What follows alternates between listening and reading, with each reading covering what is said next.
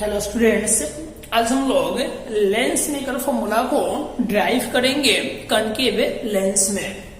तो इसके पहले आपको जानकारी के लिए बता दें कि अगर आप मेरा वीडियो को देखते हैं तो इसको सब्सक्राइब और शेयर जरूर करें, क्योंकि आपको नेक्स्ट वीडियो का इंफॉर्मेशन जल्दी नोटिफिकेशन की मदद से मिल सके, इसीलिए इसको शेयर और सब्सक्राइब करना न भूले। ठीक है, अब हम लोग बहुत ही इंपॉर्टेंट यहाँ पे लेंस मेकर फॉर्मूला का डिस्कशन करेंगे, ड्राइव करेंगे, और ये एग्जाम के लिए बहुत ही इंपॉर्टेंट है। 10+2 के एग्जाम के लिए बोर्ड में ये क्वेश्चन बराबर आता है, किसी भी लेंस में आ सकता है। तो हम लोग बैक वीडियो में कन्वेक्स लेंस में ड्राइव कर चुके हैं, उत्तल लेंस में लेंस मेकर फॉर्मूला को ड्राइव कर चुके हैं, और यहाँ पे हम लोग को कनकेव लेंस में लेंस मेकर फॉर्मूला को ड्राइव करना है। फिलहाल हम लोग देखते हैं क्या है, करा है कि lens maker formula for concave lens, ये हम लोग का हेडिंग है। करा है कि अवतल लेंस के लिए, ठीक है ना, लेंस मेकर फॉर्मूला, ठीक है।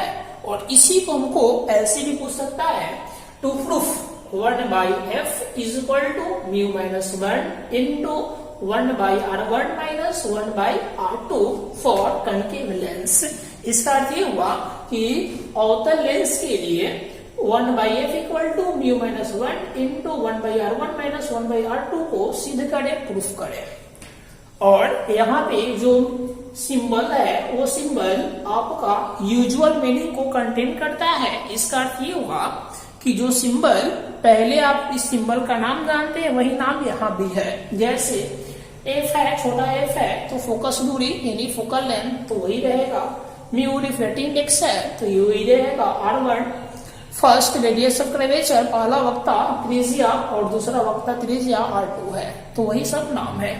तो सबसे पहले हम लोग क्या करेंगे, एक अवतल लेंस लेंगे यानी कनकेव लेंस। तो मेरे पास x, x2 और y1, y2 एक पतला सा अवतल लेंस है, ठीक है। ये पतला सा थीम है, समझ में आ गया। पहले से बोल रहे ये पतला लेंस है। अब ध्यान देंगे लेंस एक्चुअली कांच का बना हुआ है, इसीलिए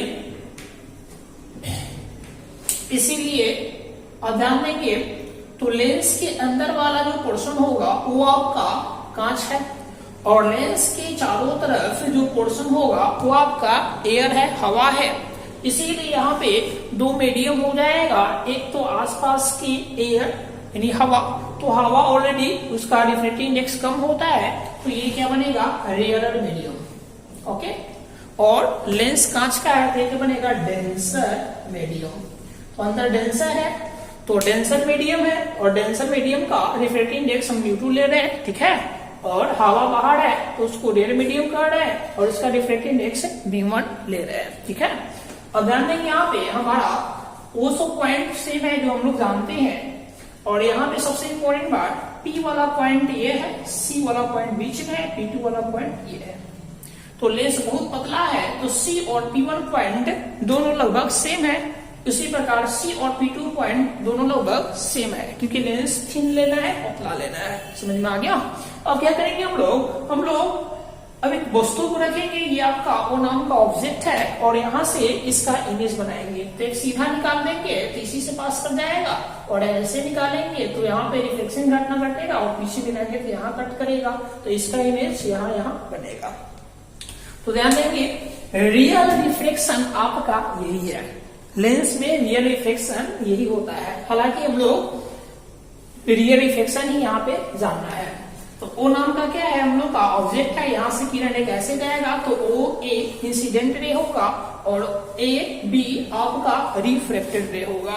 यहाँ दो बार रिफ्रेक्शन की घटना घटेगा, यानी 2 बार आपका अपवर्तन की घटना घटेगा। एक सतह x1 P1 y1 सतह में घटेगा, और x2 P2 y2 सतह में घटेगा।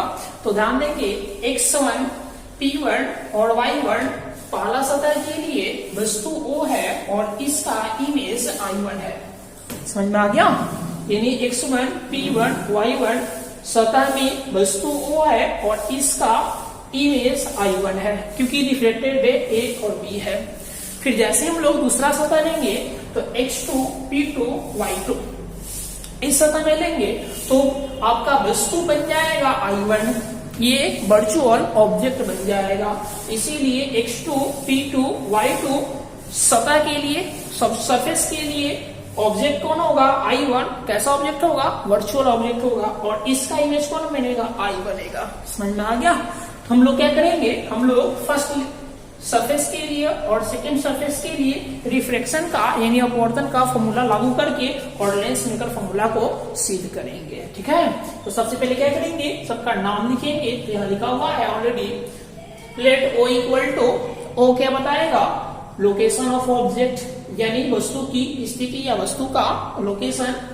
और x1, x2, y1 और यहाँ पे y2 होगा, क्या बताएगा? डबल कनकेव लेंस, यानी आपका क्या है? अवतल लेंस है, उसका नाम है। फिर P1 एंड P2 क्या कहलाएगा? फर्स्ट एंड सेकेंड पोल्स, यानी प्रथम और दूसरा ध्रुव होगा। तो ये आपका प्रथम ध्रुव है, ठीक है, और ये आपका दूसरा ध्रुव है।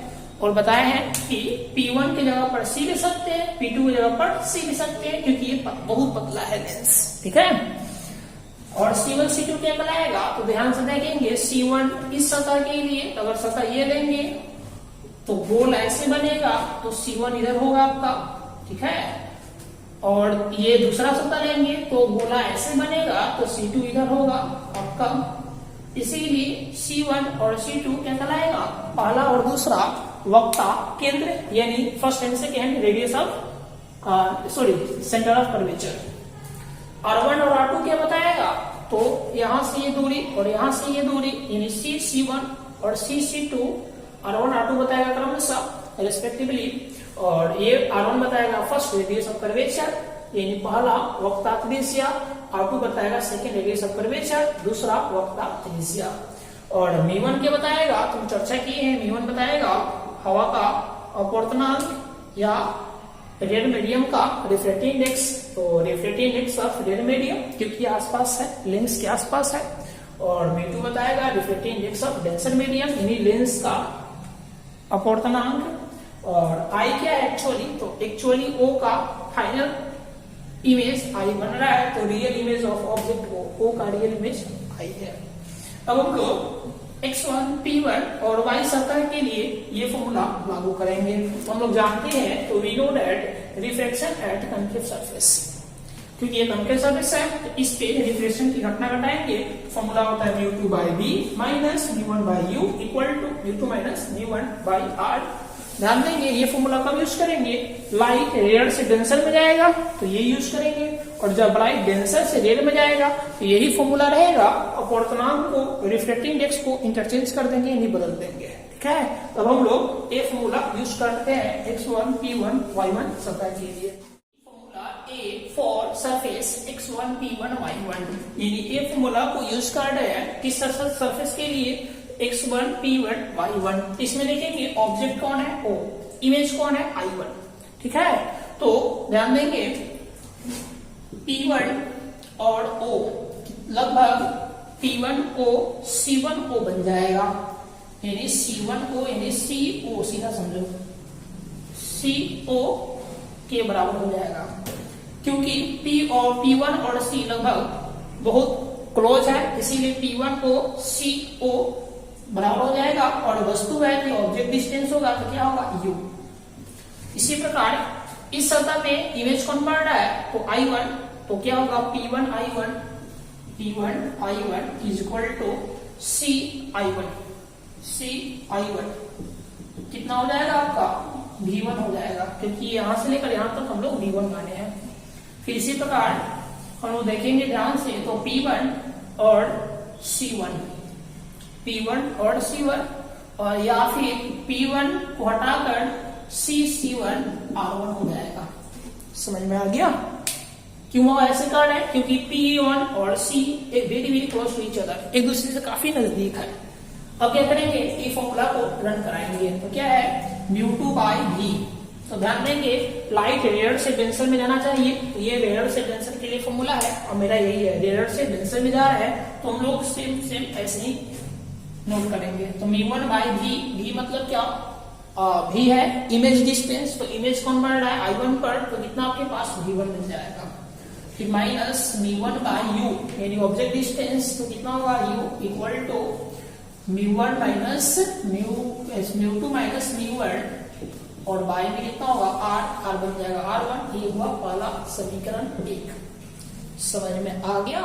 सतह में I1 वर्चुअल ऑब्जेक्ट है, ठीक है, और इसका प्रतिबिंब I बन रहा है, तो कह रहा है and I is the image of I1, यानी x2 p2 y वाला सरफेस में देखेंगे, पृष्ठ में देखेंगे तो इस सरफेस में I1 काल्पनिक वस्तु है, इस वस्तु का इमेज प्रतिबिंब I बन रहा है, ठीक है। तो अब हम लोग इस सतह में कौन सा फॉर्मूला यूज करेंगे, फॉर्मूला ए यूज करेंगे। तो लिखेंगे using formula A for x2 p2 y2 surface.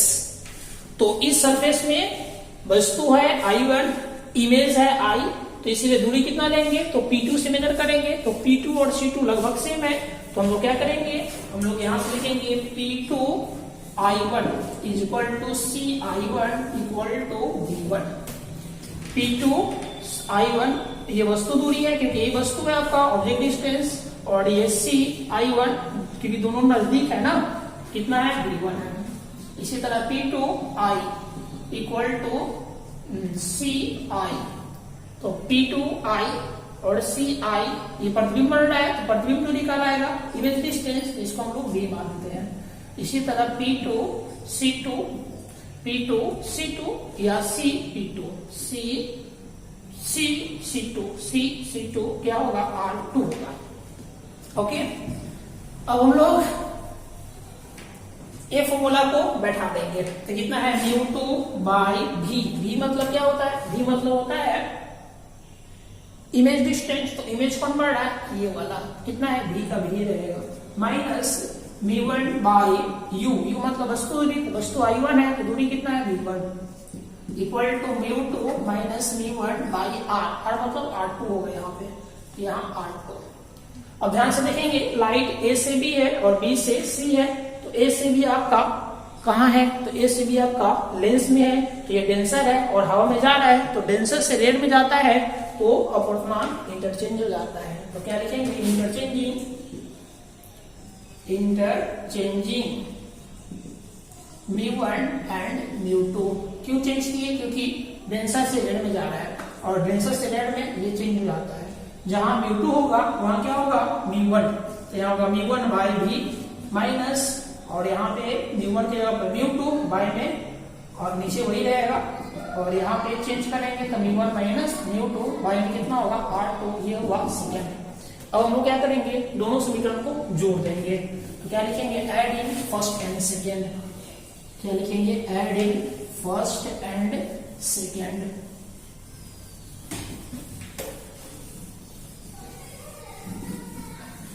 तो यहां लिखेंगे add in first and second. पहला और दूसरा को जोड़ने पर, तो जब भी जोड़ेंगे तो एलएचएस के साथ और आरएचएस के साथ जुटेगा, तो इसका एलएचएस ऑलरेडी लिखा हुआ है और यहाँ आरएचएस को जोड़ देंगे, यानी एलएचएस के साथ एलएचएस पहले जोड़ते हैं, तो इसका कितना है μ1 by v minus μ2 by v1 equal to, और पहला आरएचएस कितना था, तो μ2 minus v1 by r1 plus, और दूसरा आरएचएस कितना है, यही है μ1 माइनस μ2 और बाई में कितना होगा R2, ठीक है। अब इसको सॉल्व कर लेंगे, और ये से ये खत्म हो जाएगा, क्योंकि ये प्लस में है ये माइनस में है, और यहाँ पे कॉमन करेंगे μ1 का, तो इसका होगा minus 1 by u plus 1 by v equal to, और यहाँ कॉमन करेंगे μ2 माइनस μ1 का, ये बचेगा 1 बाई r1, और यहाँ माइनस का कॉमन करेंगे तब जाकर μ2 माइनस μ1 होगा, और यहाँ माइनस प्लस माइनस होगा 1 बाई r2। अब क्या करेंगे, जिसको पहले लिखेंगे तो 1 by v minus 1 by u, और इसको नीचे ले जाएंगे तो μ2 माइनस μ1 बाई में μ1, और ये 1 by r1 minus 1 by r2। अब क्या करेंगे, ऐसे नोट करेंगे एक स्टेप और, इसको बारी बारी सुधारेंगे, तो μ2 बाई μ1 माइनस μ1 बाई μ1 और इनटू 1/r1 माइनस 1/r2 और ये कट जाएगा तो 1/v minus 1/u equal to, इसको कंबाइन करेंगे तो म्यू 1/2 आएगा और ये एक मतलब में कटेगा एक, और ये 1/r1 माइनस 1/r2।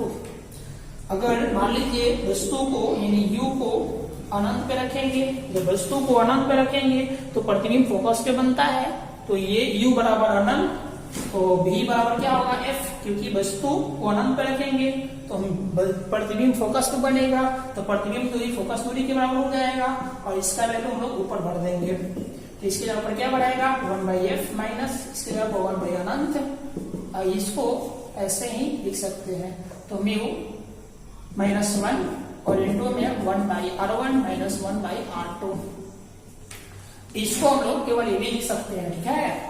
अभी देखेंगे 1 अनंत का मान 0 होता है तो है कितना 1/f इक्वल टू म्यू -1 और इंटू 1/r1 माइनस 1/r2, यही आपको प्रूफ करना था, जो यहाँ पे प्रूफ हो गया। और जानकारी के लिए बता दें μ2/μ1 equal to μ12 equal to mu हम लोग माने, ठीक है। इसके जगह पर ये भर सकते हैं, इसके जगह पर ये भर सकते हैं, समझ गए। इसको आप लोग प्रैक्टिस कर लीजिएगा, एग्जाम के लिए बहुत